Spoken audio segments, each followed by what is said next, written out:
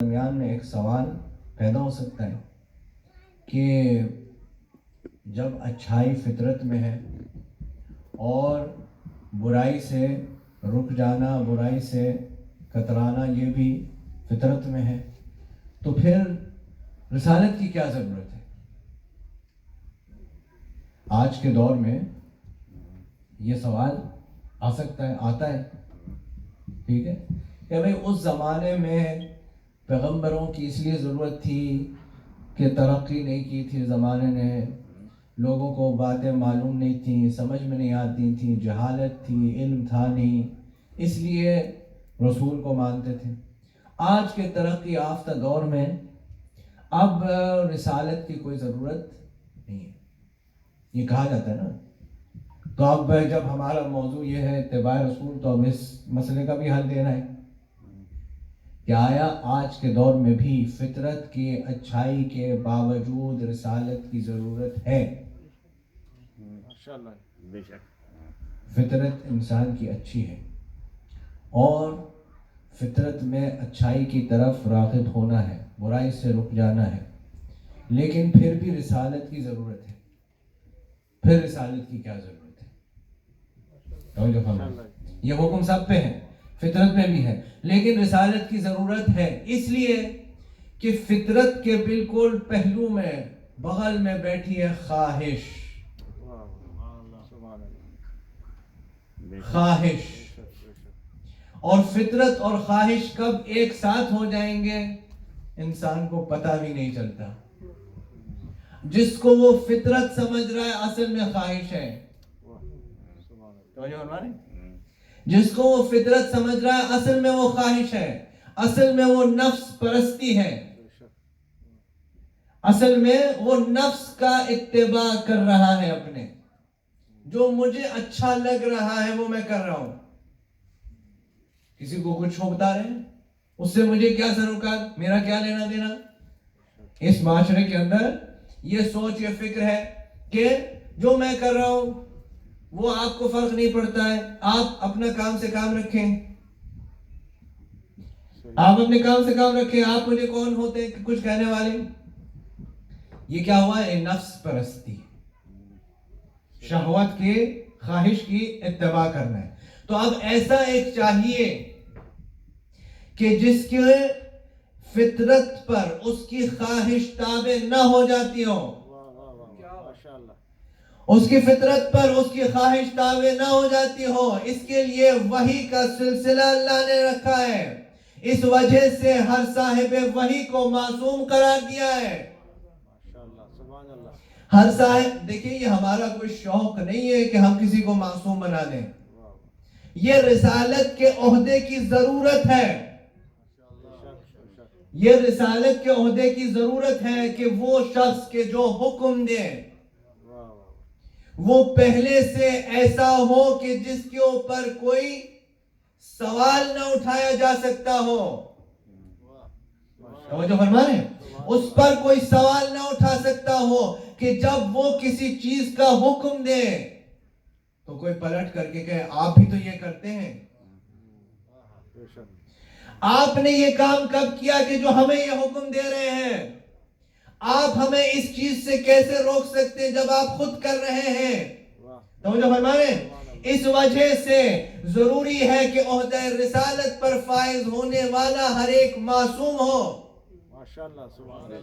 تاکہ جب وہ امر کرے تو ماننے کے علاوہ کوئی اور چارہ نہ ہو۔ عزیزان محترم، اسی بات کو اور زیادہ ثابت کرنے کے لیے ہمارے اور آپ کے حبیب رسول نے، اللہ کے حبیب نے 40 سال انتظار کیا۔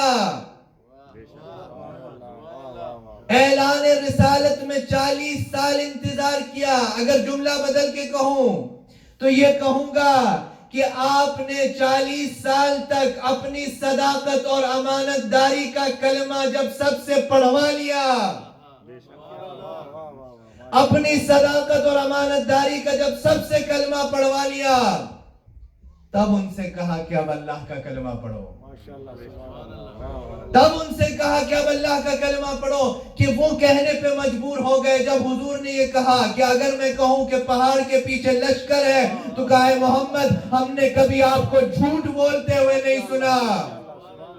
عجیب قوم تھے جو یہ ماننے کے لیے تیار تھے کہ پہاڑ کے پیچھے لشکر ہیں, یہ ماننے کے لیے تیار نہ ہوئے کہ خدا وحدہ لا شریک ہے. مل کے صلوات پڑھیں محمد والے امت پر.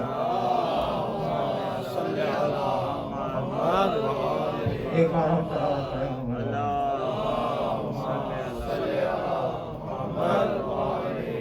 اب یہ حکم امر بالمعروف نہی عن المنکر کا اللہ کو تو اللہ نے رسول کو تو دیا, ہر رسول کو دیا, ہر رسول کو دیا, اور ساتھ میں امت کو بھی دیا. اور رسول کو یہ حکم دیا کہ آپ کو بھی کرنا ہے اور امت سے بھی کروانا ہے.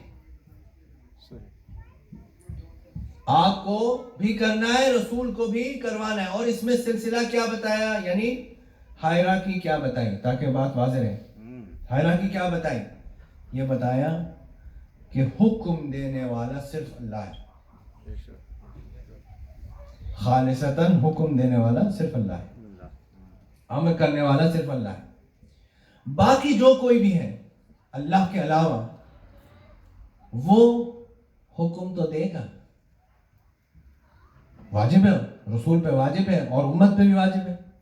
لیکن پہلے کیا چیز واجب ہے, پہلے اللہ کا حکم ماننا واجب ہے.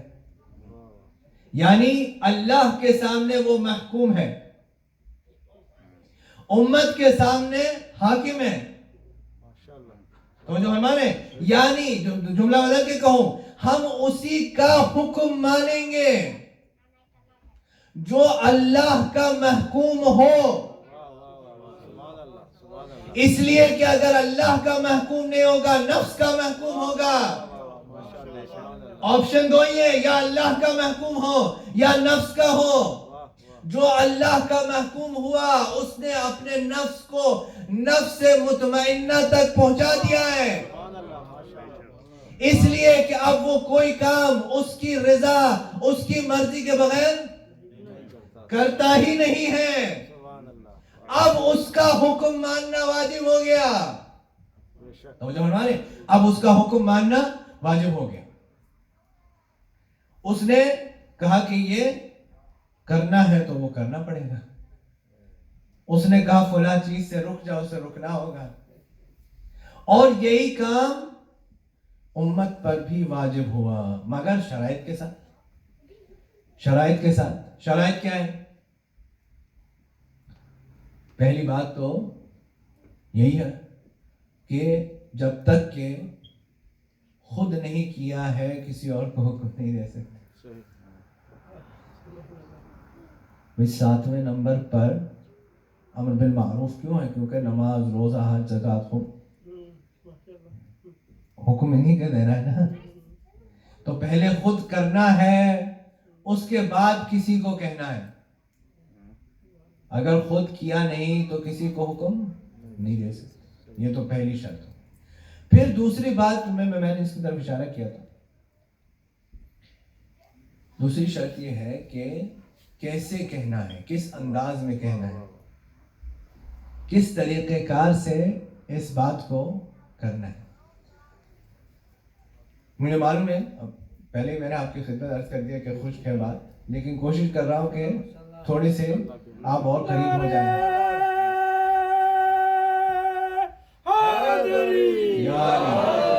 تھوڑا سا قریب ہو جائیں. امام کے دو چھوٹے چھوٹے واقعات سماعت فرمائیں اس موضوع کے اوپر, اور پھر جو ہے وہ وقت تمام ہو گیا. کہ اگر کسی چیز سے روکنا ہے انسان کو, کسی بات پر روکنا ہے, کسی چیز سے منع کرنا ہے, تو اس کا انداز کیا ہونا چاہیے, اس کا طریقہ کار کیا ہونا چاہیے.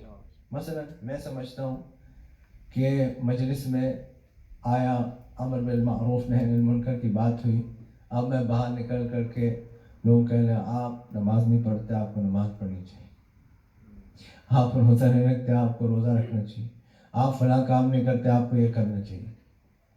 اب اگر وہ بیچارہ کرنے والا بھی تھا، اس نے سوچا جب بے عزتی ہو گئی، اب کرنے والا بھی تھا، اس نے کہا چھوڑو، جب بے عزتی ہو ہی گئی اور کر کے کیا کرنا ہے، سمجھو نا۔ یعنی یہ یہاں پر امر بالمعروف کرنے کے بجائے نہی عن المنکر کرنے کے بعد تو گناہ ہو گیا۔ مومن کی عزت کعبے سے زیادہ ہے،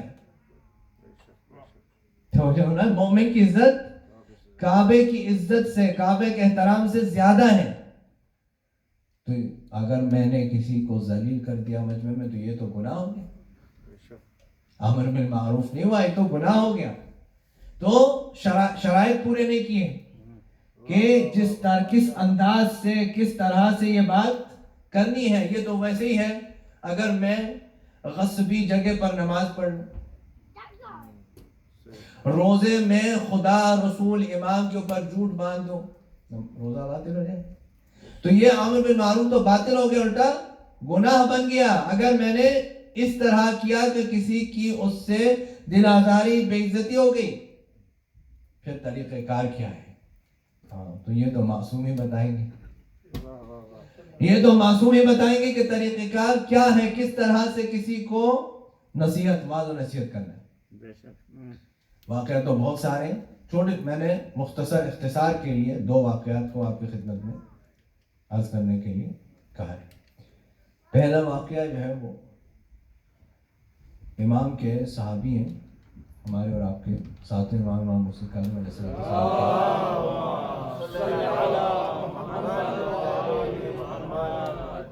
صفوان، ان کا لقب ہے الجمال، جمل کہتے ہیں عربی میں اونٹ کو، جمال کہتے ہیں اونٹوں کے کاروبار کرنے والے کو۔ ایسے آپ کو مزہ نہیں آئے گا، یہ ایسے نہیں مزہ آئے گا۔ آج کے زمانے میں اگر کسی کے پاس بزنس ہو جس میں وہ رولز رائس لیز پہ دیتا ہے، مرسیڈیز لیز پر دیتا ہے، لگژری کارز لیز پہ دیتا ہے، وہ مطلب ہے جمال کا۔ تو جو نا وہ زمانے کے اعتبار سے، جیسے آج کوئی لگژری کار لیز کرتا ہو وہ تو آپ سوچ لیجئے، تو جو نا، تو امام کے جانے والے تھے، امام کی خدمت میں امام نے کہا میں نے سنا ہے کہ تم نے اپنے اونٹ خلیفہ کو دیے ہیں لیز کے اوپر، تو یا دیتے ہو؟ تو امام تو صفوان نے کہا کہ ہاں مولا دیے تو ہیں، لیکن صرف جب وہ حج پر جاتے ہیں، یعنی جب وہ گناہ کے کام کر رہا تھا، غلط کام کر رہا تھا، تب میں لیز پہ نہیں دیتا، صرف جب وہ حج پر جا رہا ہوتا ہے تو میں اسے لیز پہ دیتا۔ تو امام نے کہا کہ جب تم نے اپنے اونٹ اس کو لیز پر دیے ہوئے ہوتے ہیں، تمہارے دل میں کیا خواہش ہوتی ہے؟ بہت توجہ فرمائیے گا، اسی میں ساری روح ہے بات کی۔ تمہارے دل میں، تمہارے ذہن میں کیا خواہش ہوتی ہے؟ دیکھیں یہ نفسیات سے قریب ہو کر کے بات کی جا رہی ہے، حلال و حرام کی کوئی بات نہیں ہے، بھی نفسیات سے قریب ہو کر کے امام بات کر رہے ہیں۔ کیا کہہ رہے ہیں؟ کہتے ہیں کہ تم نے جب اونٹ اس کو دیے ہوئے ہوتے ہیں تو تمہارے دماغ میں، دل میں کیا خیال ہوتا ہے؟ یہی خیال ہوتا ہے نا کہ وہ صحیح سلامت واپس آ جائے، یہ خیال ہوتا ہے کہ صحیح سلامت واپس آ جائے ورنہ اونٹ ضائع ہو جائیں گے، ایسے ہی ہے نا؟ کہا مولا یہ تو خیال ہوتا ہے۔ کہا اللہ کو یہ بات بھی پسند نہیں ہے، اللہ کو یہ بات بھی پسند نہیں ہے کہ ظالم کے متعلق طول زندگی کے لیے خواہش ہو، ظالم کے لیے طول زندگی کی خواہش، تمنا، خیال ہو، اللہ کو یہ بات بھی اچھی نہیں لگتی۔ اب صاحب معرفت تھے، سمجھ گئے کہ یہ تو نہیں ہو سکتا کہ اسے اونٹ نہ دیں، امام کا اشارہ یہ ہے کہ کوئی اور کام کر لو. یہ ہے امام کے طریقہ کار میں نہی عن المنکر. برائی سے روکنا ہے تو نفسیات سے قریب ہو کر کے بات کی ہے. یہ نہیں کہا کہ حرام ہے, یہ نہیں کہا بیچ دو. اور جو ہمارے صرف اپنے چاہنے والے کے نفسیات سے قریب ہو کر کے بات کی. ایک اور واقعہ امام کا سماعت فرمائے, بس وقت میرا تمام ہو گیا. اتفاقاً امام موسیٰ کاظم علیہ السلام کا واقعہ.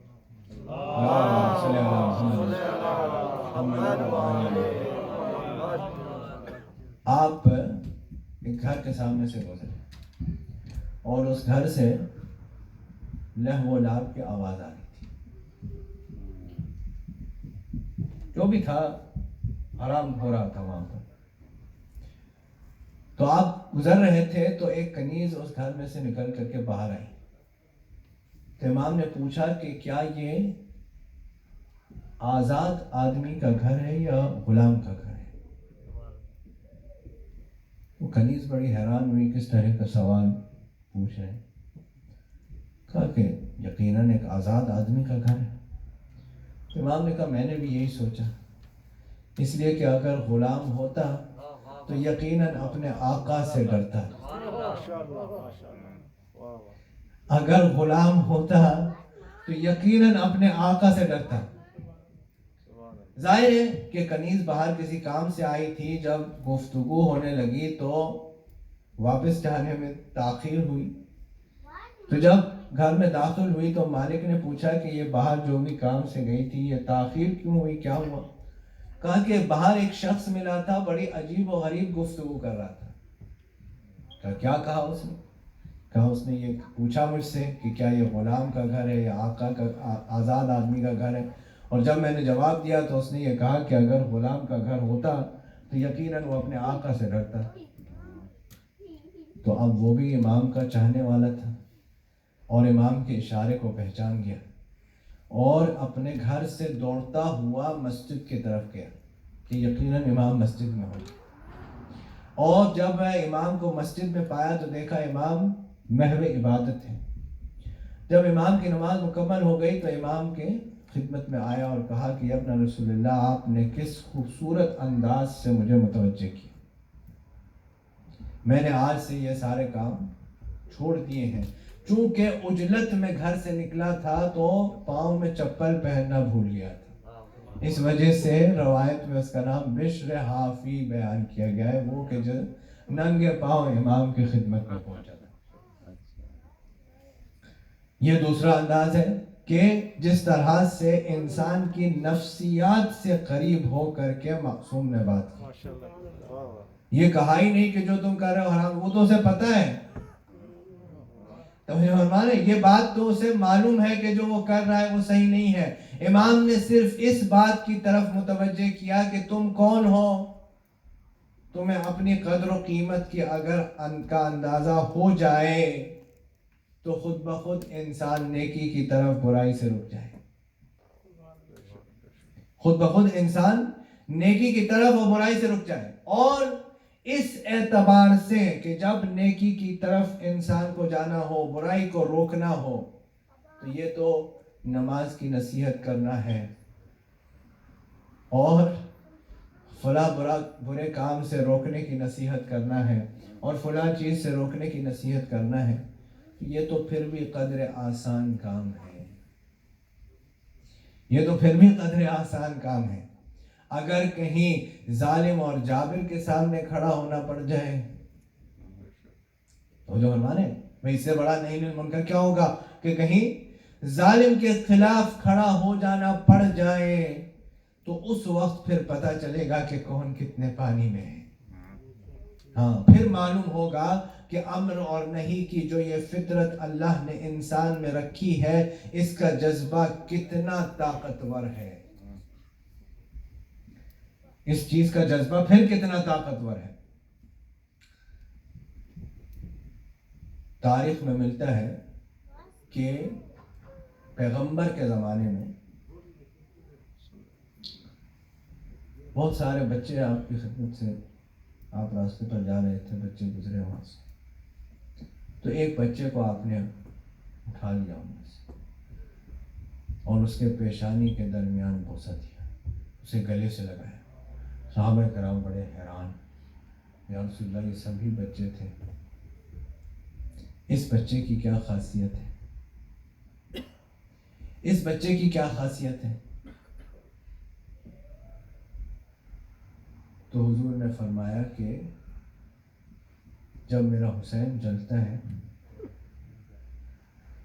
تو یہ اس کے پاؤں کے نیچے سے خاک اٹھا کر اپنے سر پر رکھتے ہیں۔ اس لیے مجھ سے جو حسین سے محبت کرتا ہے میں اس سے محبت کرتا ہوں، جو حسین سے محبت کرتا ہے اس سے میں محبت کرتا ہوں۔ کوفے کے اندر ایک مرتبہ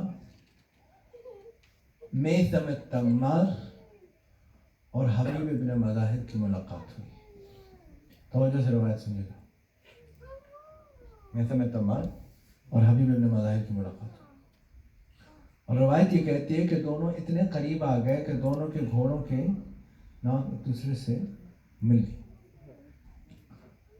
اور میثم التمار کہنے لگے میں ایسے شخص کو دیکھ رہا ہوں، میں ایسے شخص کو دیکھ رہا ہوں جو حسین کی محبت میں قتل کیا جائے گا اور اس کا سر کاٹ کر کے کوفے کی گلیوں میں پھرایا جائے گا۔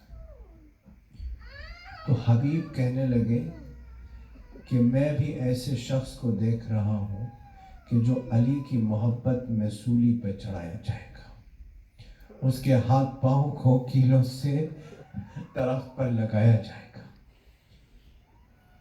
کوفے والوں کے یہ باتیں سمجھ میں نہیں آئی، کہا بڑے جھوٹے لوگ ہیں، علیہ باللہ، بڑے جھوٹے لوگ ہیں، کیسی کیسی باتیں کرتے ہیں۔ اتنے میں دونوں چلے گئے، اتنے میں رشید حجری آ گئے، مولا کے ایک اور صحابی رشید حجری آ گئے اور میثم اور حبیب کا پوچھنے لگے، کہا کہ ابھی تھوڑی دیر پہلے یہی تھے اور یہ کہہ رہے تھے، حبیب کہہ رہے تھے میثم سے کہ میں اسے دیکھ رہا ہوں جسے سولی پہ چڑھایا جائے گا، میثم حبیب سے کہہ رہے تھے میں اسے دیکھ رہا ہوں جو حسین کی محبت میں قتل کیا جائے گا، اس کا سر کوفے میں پھرایا جائے گا۔ تو رشید حجری کہنے لگے مگر میثم ایک بات کہنا بھول گئے، میثم ایک بات کہنا بھول گئے کہ جو شخص حبیب کا سر لائے گا اسے 100 دینار اضافی انعام ملے گا۔ وہ کہنے لگے وہ دو تو جھوٹے تھے، یہ تیسرا آ گیا۔ ابھی کچھ دن ہی گزرے تھے کہ تینوں کی باتیں صحیح ثابت ہو گئی۔ میثم التمار کربلا کے واقعے سے 10 دن پہلے شہید ہوئے، میثم التمار کربلا کے واقعے سے 10 دن پہلے شہید ہوئے، اور حبیب کا سر جو ہے وہ واقع کربلا کے بعد کوفے میں لایا گیا۔ بس عزیزوں میں مسجد مسائل میں آگے آپ کے آنکھوں میں آنسو آ گئے، بس تو جملے سماعت فرمائیے، مجلس تمام کر رہا ہوں۔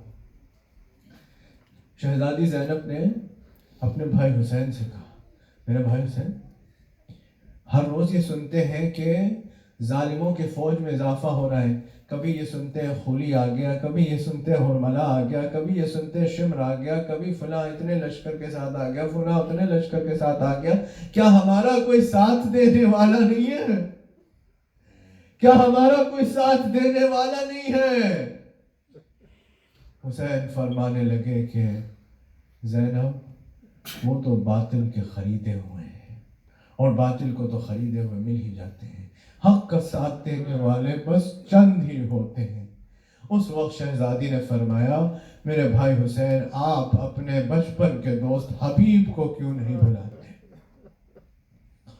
حسین نے خط لکھا، مختصر سا خط ہے مگر ہر ایک جملے پر غور کیجئے، گریہ کرنے کے لیے کافی ہے۔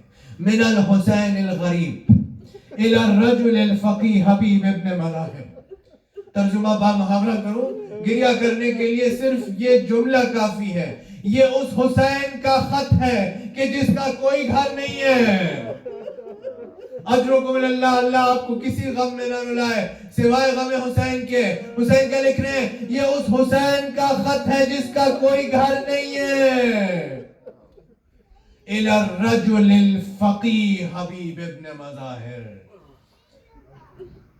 یہ اس مرد فقیہ کے نام ہے جس کا نام حبیب ابن مظاہر ہے۔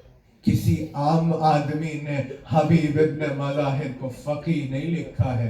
इमाम मासूम ने कहा है ये मर्द फ़क़ीह है। ये बताया है कि फ़क़ाहत क्या होती है। ये भी बताया है कि मैं करबला में लड़ने के लिए आया होता तो मैं बहादुर लश्कर को लेकर आता। मैंने हबीब इब्न मज़ाहिर की फ़क़ाहत का हवाला देके ये बताया है कि यहाँ दीन की शरीयत के तहफ़्फ़ुज़ की बात हो रही है। शरीयत जानने वाले को चाहिए। शरीयत जानने वाले का जब लहू आएगा तब इस दीन को बचने के लिए शरीयत जानने वाले के लहू की जरूरत है। अज़ीज़ान मोहतरम, खत में बस इतना लिखा है, हबीब तुम ये जानते हो कि रसूलुल्लाह से मेरी क्या क़राबतदारी है। अगर हो सके तो मैं करबला पहुंच गया हूं, तुम भी आ जाओ। बस खत लेकर कासिद चला। किस अंदाज से कूफे में दाखिल हुआ नहीं मालूम, मगर किसी तरह से ये मालूम करके पता करके हबीब के दरवाजे पे पहुंच गया। हबीब लुकमा तोड़ के खाना खा रहे थे कि उधर दस्तक हुई। कहा कौन है?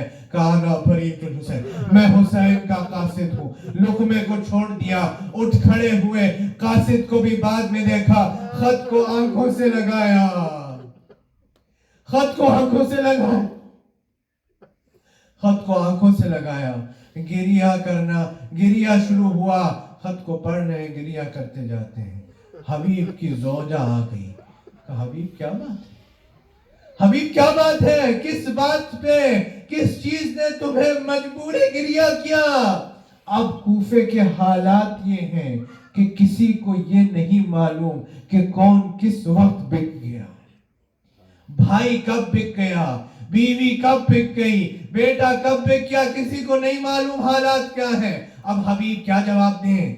हबीब कहते हैं मैं बहुत जिम्मेदारी से एक एक जुमला मक्तल के किताब में से पढ़ रहा हूं कि कहा मैं सोच रहा हूं। हबीब कह रहे हैं मैं सोच रहा हूं, बूढ़ा हो चुका हूं, जिहाद क्या करूंगा। मैं तो सोच रहा हूं। हबीब की बीवी ने चूड़ियां उतार के हबीब के मुंह पे फेंकी, चादर उठा के हबीब पे दे डाली। कहा ये चूड़ियां पहन लो, ये चादर पहन लो। अगर फर्जंद रसूल की नुसरत को नहीं जा सकते तो मैं जाऊंगी। अजरुकुम अल्लाह, अल्लाह आपको किसी गम में न रुलाए सिवाय गम हुसैन के। बस मसाइब हो गए, मजलिस तमाम हो गई। अजीजों, हबीब ने कहा बस मैं तेरा इम्तिहान ले रहा था, यही जानना चाहता था। हबीब उठ खड़े हुए। एक रवायत में यह है कि बाजार से गुजर हुआ तो वहां मुस्लिम इब्ने औसजा से मुलाकात हुई। मुस्लिम इब्ने औसजा दाढ़ी का खिजाब खरीद रहे थे। कहा मुस्लिम क्या तुम्हें खबर नहीं है? का क्या हुआ? का हुसैन करबला पहुंच गए। रवायत के जुमले हैं खिजाब का प्याला गिरा दिया। कहा अब ये दाढ़ी खून से खिजाब होगी। अजरुकुम अल्लाह, अल्लाह किसी गम में न रुलाए सिवाय गम हुसैन के। कहा अब ये दाढ़ी खून से खिजाब होगी। दोनों ने अपने अपने गुलामों को अब बाहर भेज दिया। कहा अगर कोई पूछे, अगर जासूस सवाल करे, कहा ज़िराअत की जमीन है वहां पर जा रहे हैं। घोड़ा लेकर के दोनों के गुलाम कूफे शहर से बाहर पहुंच गए। कूफे के गैर मानूस रस्तों से निकलते हुआ हबीब अब कूफे के बाहर पहुंचा तो ताखीर हुई थी। सुन रहे हैं, क्या सुनते हैं? सुन रहे हैं गुलाम घोड़े से बात कर रहा है। कहा अगर मेरा आका न आया तो मैं हुसैन की नुसरत पर चलूंगा तुम्हारे ऊपर बैठकर। हबीब सर पीट के कहते हैं अरे वाह रे गुर्बत हुसैन की। अजरुकुम अल्लाह। गुलाम से कहा तुम आजाद हो जा सकते हो। गुलाम नाराज हो गया। कहा आका पूरी जिंदगी आपकी खिदमत की है, आज ज़हरा के लाल की खिदमत करने का मौका मिल रहा है, आप मुझे मायूस कर रहे हैं। दोनों साथ में करबला की तरफ चले। उधर धूल उड़ी। फिजा से पूछा ज़ैनब ने अरे कौन आया है? अरे कौन आया है? فضا کہتی ہیں خوشخبری ہو جسے آپ نے یاد کیا تھا، جسے آپ نے یاد کیا تھا، آپ کے بھائی کے بچپن کا دوست حبیب آیا ہے، کہا میرا سلام کہلوا دو۔ رو کے حبیب نے سر سے امامہ پھینک دیا، ارے کیا مصیبت آ گئی آل رسول پہ، ہم غلام زادوں کو سلام آ رہے ہیں۔ اجرکم اللہ۔ بس عزیزو بات تمام ہو گئی، شہادت بھی نہیں پڑھا، وقت تمام ہو گیا، بس ایک جملہ سنیے، گریہ کیجئے، مجلس تمام ہے۔ عزیزو